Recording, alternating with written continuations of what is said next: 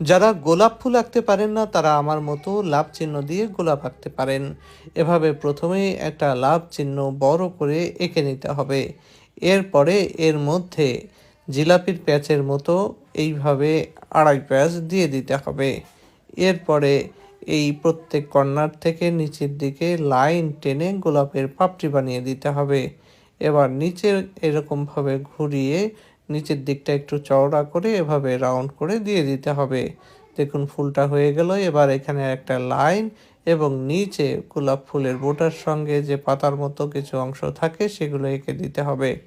এবার দিয়ে দিতে হবে গোলাপের একটা স্টিক। সুন্দর করে এই স্টিকটা দিয়ে এর দুই পাশে দুইটা পাতা এঁকে দিতে হবে। এভাবে দুইটা পাতা এঁকে তার শিরা এঁকে গোলাপের স্টিকে কাটা দিয়ে দিতে হবে। উপরে একটা লাইন দিয়ে শেষ করতে হবে। কেমন লাগলো গোলাপটি কমেন্টে জানাবেন।